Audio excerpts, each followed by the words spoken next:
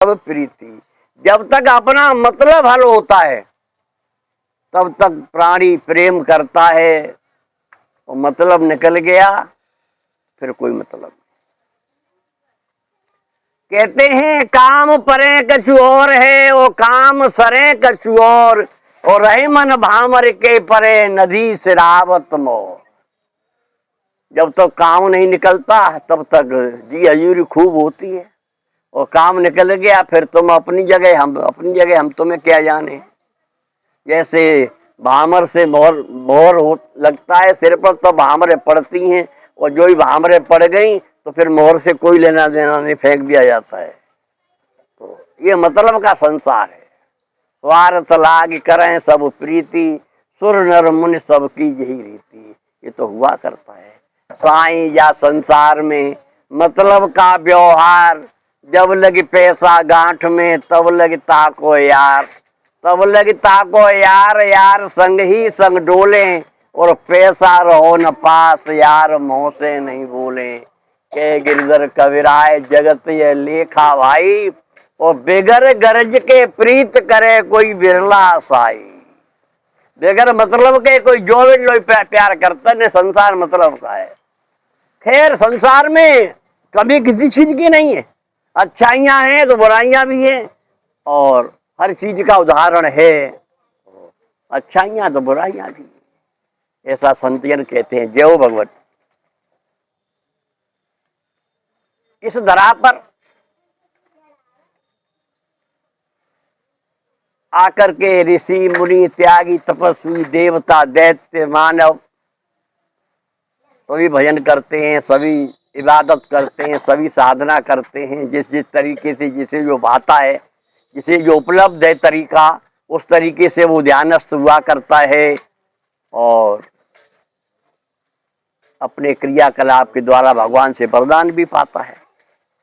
बड़े बड़े दैत्यराज हुए जिन्होंने बड़ी अच्छी साधना की, तपस्या की, भगवान ब्रह्मा को प्रसन्न किया और वरदान मांगा, मैं अमर हो जाऊं। लेकिन ब्रह्मा ने कहा पुत्र ऐसा कोई विधान नहीं, संसार में जो पैदा हुआ है वो मरेगा जरूर, इसलिए ये तो आप मांगे ही नहीं कि मैं अमर हो जाऊं, क्योंकि संसार का विधान बिगड़ जाएगा। पैदा होता है प्राणी, मरता है और फिर पैदा होता है, फिर मरता है, क्रम चलता रहता है। जैसे आपने रेंट को देखा है, रेंट में डिब्बे लगे रहते हैं, रेंट घूमती है, तो रेंट के डिब्बे में पानी भर करके आया ऊपर तक, वो खाली हो गया फिर चला गया। उसी प्रकार से धरा का क्रम बना हुआ है। प्राणी पैदा होता है, मरता है, फिर पैदा होता है, फिर मरता है। अब है अपने कर्मों का खेल। उसने मनुष्य शरीर कर्म योनि पाई है, और कर्म योनि पाकर के कैसे कर्म करता है। शरीर छूट जाने के बाद जब सूक्ष्म शरीर विधाता के आगे उपस्थित होता है, तब वहां निर्णय होता है आपके जीवन के क्रियाकलाप को देखते हुए, फिर आपको अगला शरीर प्रदान किया जाता है। तो है सब कुछ हमारे आपके कर्मों का खेल। भारत की धरा पर अनेक महान पुरुष हुए, लेकिन उन्हें चिरंजीव होने का तो वरदान मिला, लंबी उम्र होने का तो वरदान मिला, लेकिन अमर होने का वरदान किसी को न मिला। अमर कोई है ही नहीं, चिरंजीव हैं, लंबी आयु वाले हैं। जैसे अश्वत्थामा, बलि, व्यासो, हनुमान, विभीषण, कृपा, परशुरामश्च सप्त ऋषि चिरंजीव। ये 7 लोग चिरंजीव हैं, लंबी उम्र वाले हैं। अश्वत्थामा द्रोणाचार्य का पुत्र, कृपी का लाल। अश्वत्थामा राजा बलि, पाताल लोक का राजा बलि, जिनके यहां जाकर के भगवान ने याचना की थी, वो राजा बलि। और व्यास, पाराशर नंदन व्यास, जिन्होंने वेदों को 4 भागों में विभक्त किया और 18 पुराण लिखे, महाभारत को लिखा, ऐसा महान ज्ञानी व्यास। इनके पुत्र हुए सुखदेव जी। तो अश्वत्थामा, बलि, व्यासो, हनुमान, शंकर सुमन केसरी के नंदन, तेज प्रताप महाजगबंदन, ऐसो वे हनुमान, वो भी चिरंजीव हैं, लंबी उम्र वाले हैं। विभीषण, लंकाधिराज रावण का भाई विभीषण, वो भी चिरंजीवी है। कृपाचार्य, जो द्रोणाचार्य के साले थे, कृपी के भाई कृपाचार्य, कृपाचार्य की बहन कृपी द्रोणाचार्य को ब्याही थी, वो कृपाचार्य। और परशुराम, परशुराम वो राम, कौन से फरसे वाले राम, वो परशुराम। ये 7 लोग चिरंजीव हैं। अब उनके जीवन के बारे में सुनिए आप। अश्वत्थामा, द्रोणाचार्य, द्रोणाचार्य और द्रुपद ने भरद्वाज के आश्रम में साथ साथ शिक्षा पाई थी। प्रयागराज में भरद्वाज का आश्रम है, उस आश्रम में राजा द्रुपद और द्रोणाचार्य ने साथ साथ शिक्षा पाई थी। द्रुपद राजकुमार हैं, द्रोण ब्राह्मण हैं। गुरुकुल में कोई पक्षपात नहीं होता, चाहे गरीब का पुत्र हो, चाहे ब्राह्मण हो, चाहे क्षत्रिय हो, सबको शिक्षा समान मिलती है। और शिक्षा प्राप्ति के बाद, गुरु दीक्षा प्राप्त करने के बाद, गुरु दक्षिणा प्रदान करने के बाद शिष्य अपने घर को चलाता, अपने जीवन प्रक्रिया को चलाता है। जब पढ़ते हैं साथ साथ भरद्वाज के आश्रम में राजा द्रुपद और द्रोणाचार्य, द्रोणाचार्य ब्राह्मण हैं, द्रुपद क्षत्रिय हैं। बाल्य अवस्था है, पढ़ते पढ़ते दोनों में घनिष्ठ मित्रता हो गई। और द्रुपद ने कहा, द्रोण, जब मैं राजा बनूंगा तो मित्रता की खातिर आधा राज्य तुझे दे करके मैं तुझे अपने समान बना लूंगा, क्योंकि मित्रता समान वाले की होती है। अवस्था समान हो, वैभव समान हो। ये कहा द्रुपद ने। शिक्षा पूरी हुई, चले आए अपने अपने घर। कालांतर के बाद द्रुपद तो राजा हुए और द्रोण ब्राह्मण। ब्राह्मण का कार्य हुआ करता है समाज को उचित दिशा निर्देशन देना। ब्राह्मण ज्ञानी हुआ करता है, श्रेष्ठ हुआ करता है, समाज का पथ प्रदर्शक हुआ करता है, समाज को दिशा निर्देशन देता है और बड़ा ही संतोषी हुआ करता है। सुदामा ने, जब उसकी पत्नी ने, सुदामा की पत्नी ने जब अधिक कहा, उसे ये मालूम पड़ गया कि कृष्ण इनके मित्र हैं, तो अगर चले जाएं तो शायद कुछ मदद मिल जाए।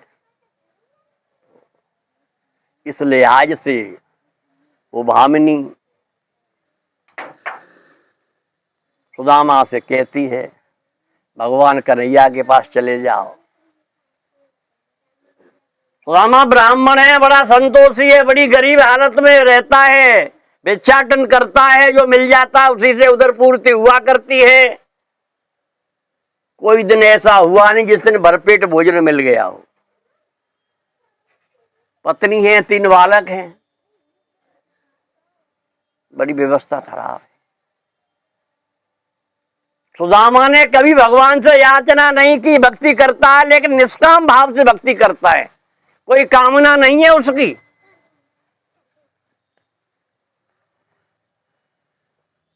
निष्काम भाव से भक्ति करता है, कोई कामना नहीं।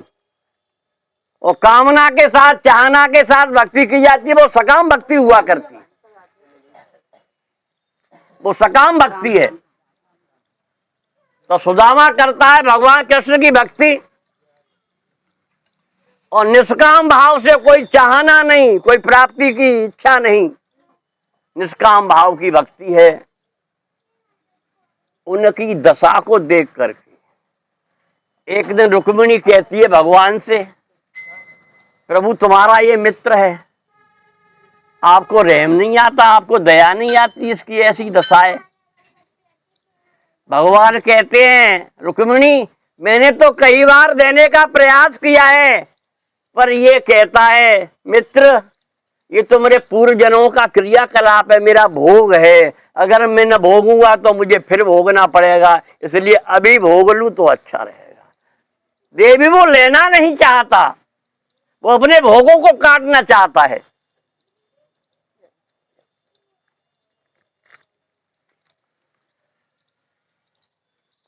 देवी भामिनी कहती है आप चले जाओ। अरे दर्शन तो हो जाएंगे प्रभु के दर्शन हो जाते हैं। चला धीरे तो बोलो, तो पाप कट जाया कर, हमारे पापों का ही परिणाम है ये, हमारे पाप कट जाएंगे। सुदामा क्या कहता है, द्वारिका जाहू जी आठों पैर जय ठकठानी, और जाते देहे लदाए लड़ा भर ले हो लदाए जहे जी जानी। मेरे ये हर के पद पंकज देख विचार देख परीक्षा, और औरन को धन चाहिए बामर बामन को धन केवल भिक्षा। बड़ा संतोषी हुआ करता है, कितना भी ज्ञानी हो लेकिन भिक्षाटन करके गुजारा किया करता है, कोई व्यवसाय नहीं करता, भगवान की भक्ति करता है, वो संतोष के साथ जीवन यापन करता है, समाज को दिशा निर्देशन देता है, समाज को सही रास्ता दिखाता है। वो ब्राह्मण हुआ करता है, ब्रह्म का ज्ञाता हुआ करता है। तो द्रोण राजा हो गए, सॉरी द्रुपद राजा हो गए और द्रोण ब्राह्मण। वही शिक्षा प्रदान करना, भिक्षाटन करना और जो मिल जाए उसी से गुजारा करना। शादी हो गई, द्रुपद की भी शादी हो गई और द्रोण की भी शादी हो गई। द्रुपद के कोई बच्चा नहीं था, द्रुपद ने अग्नि से धृष्टद्युम्न और द्रौपदी को पाया था, और द्रोण ने कृपि के द्वारा एक बालक को प्राप्त किया जिसका नाम अश्वत्थामा था। कभी कभी माँ के स्तनों से दूध इतना नहीं निकल पाता कि बालक की क्षुधा शांत हो जाए, हुआ करता है ऐसा। वो गरीबी के दिन थे द्रोण के पास कि बालक को दूध की व्यवस्था न हो पाती थी, बालक भूखा रोता था, और दूध न होने पर खड़िया घोल करके उसका सफेद घोल पिलाया जाता था बालक को। ऐसी गरीबी हुआ करती। एक दिन सोचा द्रोण ने, जब प्राणी गृहस्थ हुआ करता है और जब अपनी गृहस्थी का सही तरीके से परिपालन नहीं कर पाता तो अपने को हे समझता है, अपने को नीच समझता है, अपने को ऐसा समझता है कि अगर मैं इस लायक न था तो मैंने शादी क्यों की। गृहस्थी का पालन करना गृहस्थ का धर्म हुआ करता है। बड़ा दुख हुआ द्रोण को, एक छोटा सा बालक जिसके दूध की व्यवस्था मैं नहीं कर सकता, मैं कितना अभागा हूं। बालक बिलखता है भूख से दूध के लिए, लेकिन दूध है ही नहीं, व्यवस्था ही नहीं है, तो खड़िया घोल करके पिलाई जाती थी। एक दिन विचार आया द्रोण के मन में, मेरा मित्र है द्रुपद, और उसने कहा था जब मैं राजा हो जाऊंगा तो आधा राज्य दे दूंगा। अब वो राजा हुआ है, राज्य भले न दे ले कुछ मदद तो मिल जाए मित्र होने के नाते। इस लिहाज से, इस पर्पज से, इस उद्देश्य से द्रोण गए द्रुपद के पास और कहते हैं बनी बनी के चेहरे पर लाखों निसार होते हैं, और बनी बिगड़ती है तो दुश्मन हजार होते हैं। अभी आपने सुना, परिवार वाले भी नहीं होते, घर की तो बात ही क्या है। माँ है, पिता है, भाई है, बहन है। कभी कभी तो बहन पैसे के अभाव में राखी भी छोड़ जाया करती है। ये संसार का ऐसा विधान है।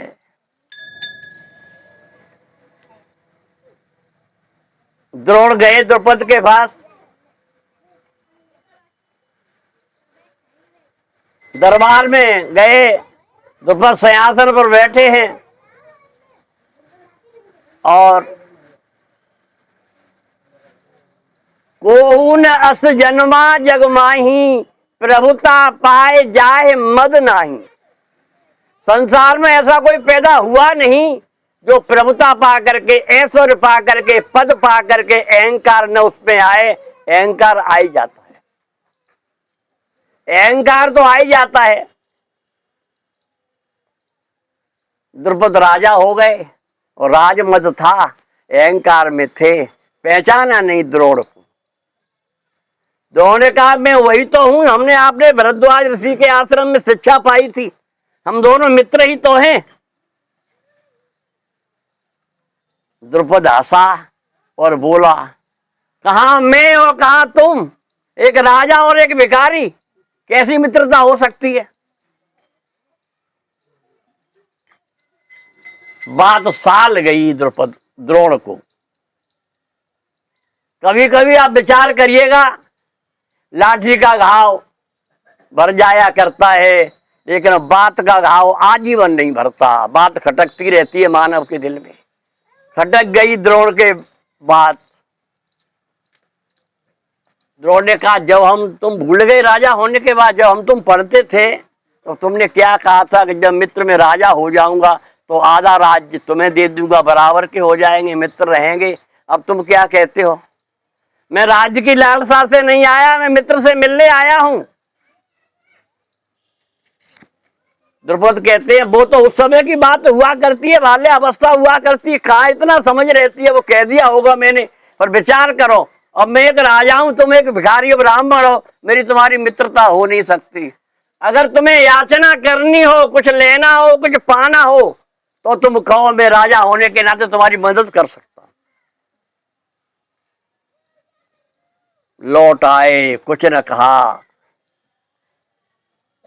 लेकिन बात साल गई। लौट करके आ रहे थे, उस समय कौरव 100, पांडव 5, 105 उद्यान में खेल रहे थे। भीम सबसे तंगड़ा था, इसलिए भीम परेशान करता था, गेंद लेकर के बार बार कुएं में डाल दिया करता था। कौरव परेशान होते थे, दुखी होते थे। जब गेंद कुएं में डाल दी गई, बालक हतोत्साहित थे, परेशान थे खेलने के लिए। उसी समय द्रोण का आना हुआ। द्रोण ने कहा, बालकों क्या बात है? एक ने कहा, हमारी गेंद कुएं में चली गई, हम खेलने के लिए परेशान हैं, ये भीम परेशान करता है। द्रोण ने कहा, कोई बात नहीं, गेंद में निकाले देता हूं। धनुर्विद्या के पुरोधर थे, धनुर्विद्या के बड़े ही ज्ञाता थे द्रोणाचार्य। नाम द्रोण था, बाद में आचार्य हुए, इसलिए द्रोणाचार्य कहा जाता है। उन्होंने अपनी विद्या के जोर से और बाण में बाण जोड़ करके अपने ज्ञान के अनुसार और गेंद को निकाल दिया बाहर। बालक बड़े खुशी हुए और द्रोण ने कहा, ये तो गेंद वाली बात है, अति सूक्ष्म चीज भी निकाल सकता हूं मैं।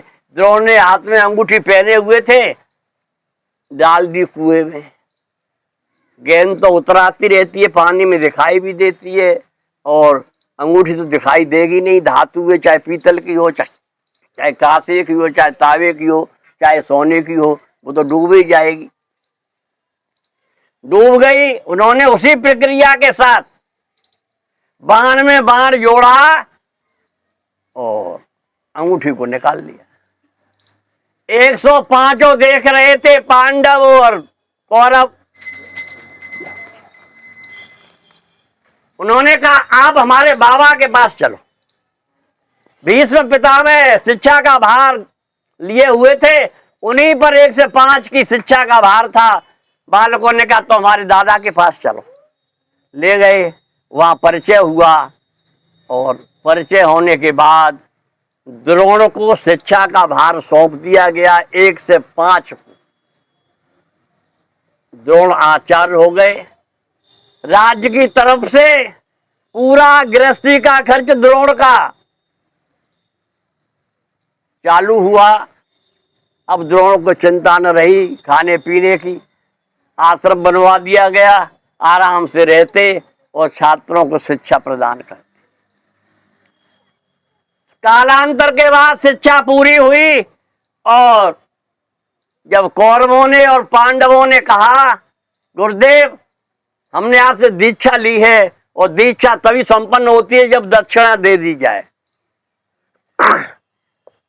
इसीलिए हम आपको दक्षिणा देना चाहते हैं। अब देखिएगा अचार हम आप डालते हैं।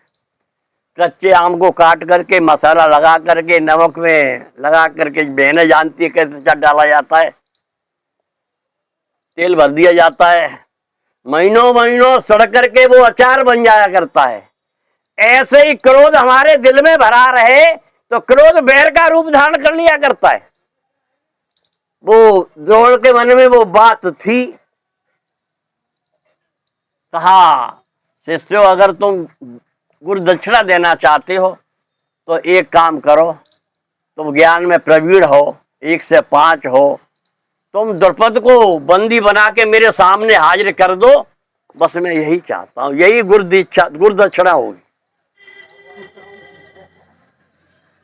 यही गुरु दक्षिणा होगी। तुम द्रुपद को ला करके मेरे सामने बंदी अवस्था में उपस्थित कर दो, यही गुरु दक्षिणा होगी।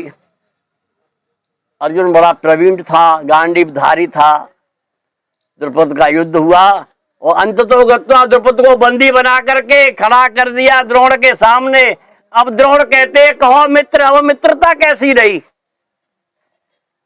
अब समझ गए मैं वही द्रोण हूं। अब मानते हो मित्रता है, बराबर के हैं हम तुम। से नीचा हो गया द्रुपद का, लेकिन बात बढ़ती जाती है और कहने का अभिप्राय ये है वही क्रोध बढ़ करके धीरे धीरे महाभारत में द्रोण का सिर काटा धृष्टद्युम्न ने, उसी क्रोध के वशीभूत होकर। तो क्रोध बैर हमेशा बढ़ता रहता है और जितना बढ़ाओगे उतना बढ़ता ही रहेगा। ये तो अश्वत्थामा की गाथा है। अब बलि का नाम सुनो। राजा बलि, आपने हिरण्यकश्यप का नाम सुना है। भगवान के बैकुंठ धाम में जय विजय नाम के 2 द्वारपाल हैं। सनकादिक ऋषियों का अपमान करने के कारण उन्हें श्राप लगा और दोनों राक्षस हो गए। हिरण्यकश्यप और हिरण्याक्ष दोनों राक्षस हुए, बड़े ही बलवान, बड़े ही तपस्वी। दोनों ने तपस्या की और वरदान पाया। और उसी हिरण्यकश्यप के 4 पुत्रों में चौथा पुत्र था प्रहलाद। प्रहलाद के पुत्र हुए विरोचन और विरोचन के पुत्र हुए राजा बलि। राजा बलि ने 99 यज्ञ कर लिए थे, 100वां यज्ञ करने जा रहे थे। अगर 100वां यज्ञ पूरा हो जाता तो वो देवलोक के अधिपति हो जाते, इंद्र हो जाते। उस समय देवताओं का साम्राज्य था, देवता दुखी थे। देवताओं की प्रार्थना के बाद भगवान ने वामन अवतार का जो रूप धारण किया वो कश्यप और अदिति के, कश्यप के द्वारा अदिति के गर्भ से, जिन्हें उपेंद्र कहा जाता है क्योंकि इंद्र से छोटे हैं। अदिति के गर्भ से इंद्र पैदा हुए और इंद्र के बाद ये उपेंद्र पैदा हुए। इंद्र से छोटे थे ये वामन भगवान, इसलिए उन्हें उपेंद्र कहा गया। देवताओं की रक्षा के लिए, देवताओं के कल्याण के लिए, देवताओं के भले के लिए भगवान राजा बलि के दरबार में जाते हैं और याचना करते। देवताओं के लिए भगवान को क्या आवश्यकता है, लेकिन देवता परेशान हैं और देवताओं ने गुहार लगाई तो देवताओं के कल्याण के लिए भगवान ने अवतार लिया और राजा बलि के यहाँ बामन अंगुल के बन करके गए। बड़ा सुंदर वेश है ब्रह्मचारी का, बामन अंगुल के हैं और ब्रह्मचारी का वेश है, सिर घुटा हुआ है, चोटी लटक रही है और जनेऊ पड़ा हुआ है, गले में रुद्राक्ष की माला है, कमर में मृग छाला है, पैरों में चट्टी है।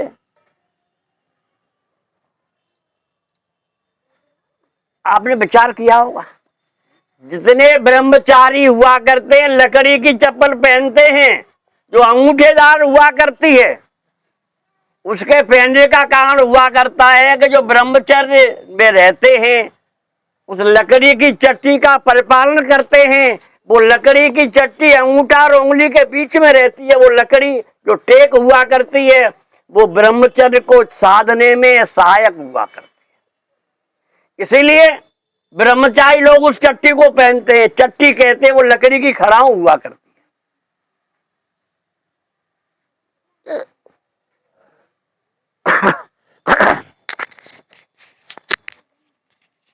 भगवान ऐसे सुंदर वेश में, हाथ में कमंडल है, राजा बलि की यज्ञशाला में पहुंचे। सोमा यज्ञ पूरा होने जा रहा था, आहुति दी जाने वाली थी और भगवान ने पदार्पण किया। उठ करके खड़े हो गए, राजा बलि मेरे घर पे अतिथि आया है। अतिथि देवो भव, अतिथि देवता तुल्य हुआ करता है। इसीलिए यज्ञ कराने वालों ने कहा राजन यज्ञ तो पूरा हो जाने दो। राजा बलि कहते हैं यज्ञ से बड़ा अतिथि हुआ करता है, अतिथि दरवाजे पर आया है, देवता तुल्य हुआ करता है, इसकी सेवा करना मेरा धर्म है। आकर के ब्रह्मचारी भगवान को नमन किया, चरण धोए, बैठाया और कहा आप बताइए मैं आपकी क्या सेवा कर सकता हूँ, आप किस लिए पधारे हैं, निवेदन करता हूं मैं आपसे, आज्ञा दीजिए। भगवान कहते हैं राजन बलि मैं ब्राह्मण हूं, ब्रह्मचारी हूं, मुझे साधना के लिए 3 पग भूमि चाहिए। अपनी जगह होती है तो कोई रोकने टोकने वाला नहीं होता, इसलिए मैं साधना के लिए बड़ा परेशान हूं, साधना हो नहीं पाती, मुझे 3 पग भूमि चाहिए। हंसा राजा बलि, बोला तुम लगते तो विद्वान हो, बालकों जैसी बातें करते हो, आपको पता है मैं वैभव संत्रलोकी हूँ, आप कुछ भी मांग लो, धन वैभव मांग लो, जमीन मांग लो, जितना चाहो उतनी मांग लो, मैं सामर्थ्यवान हूँ, मैं आपको दे सकता हूँ। भगवान मुस्कुराए, बोले राजन कुछ नहीं चाहिए, ब्राह्मण बड़ा संतोषी हुआ करता है, इतने में संतोष है, बस इतना ही मिल जाए। शुक्राचार्य ने रोका, शुक्राचार्य गुरु हैं राजा बलि के, देवताओं के गुरु शुक्राचार्य हैं और देवताओं के गुरु बृहस्पति हैं। शुक्राचार्य ने कहा क्यों बेवकूफ हो रहा है, तू जानता नहीं ये कौन है, ये विष्णु है, इतने अच्छे अच्छों को ठगा है, इसलिए तू मान जा, बर्बाद हो जाएगा, इसके ठगने आया है। हाथ जोड़े राजा बलि ने, कहा गुरुदेव जो भी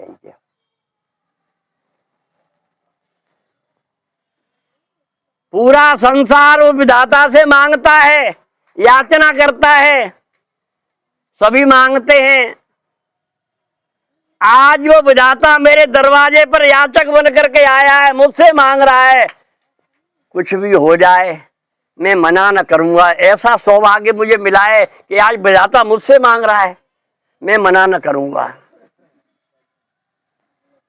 शुक्राचार्य ने कहा मैं तुझे श्राप दे दूंगा, तेरी लक्ष्मी नष्ट हो जाएगी। उन्होंने कहा गुरुदेव कुछ भी हो जाए लेकिन मैं मना न करूंगा। संकल्प कराने के लिए सागर मंगाया गया और जैसे ही संकल्प की बारी आई शुक्राचार्य बैठ गए टोटी में, कैसे करेगा संकल्प में होने न दूंगा। पानी निकला नहीं, संकल्प हुआ नहीं। भगवान ने कहा राजन तुम्हारा सागर पुराना हो गया है, काई लग गई है। काई क्या लग गई, टोंटी में बैठे थे शुक्राचार्य सूक्ष्म रूप में, इसीलिए पानी निकल नहीं रहा था। भगवान तो अंतर्यामी है, घटघटवासी है, उन्होंने सीख ली। झाड़ू की सीख उगा करती नारियल की बड़ी मजबूत होती है। झाड़ू लगाते लगाते उसके कोने इतने बारीक हो जाते हैं, इतने नुकीले हो जाते हैं कि कांटे से अधिक काम करते हैं। आप तो बहनें सब जानती हैं। भगवान ने एक सीख उठाई और टोंटी में डाल दी, खलखला दी, आंख फूट गई शुक्राचार्य की। सब ठाड़े रहे, उन फोरी डारी, उन कहते आंख को। सबके देखते देखते भगवान ने शुक्राचार्य की आंख फोड़ दी। इसीलिए भले कार्य में गुरुदेव ही क्यों न सही, अगर दक्षिणा के काम में, दान के काम में आड़े आओगे तो आंख ही फूटेगी। संकल्प हो गया।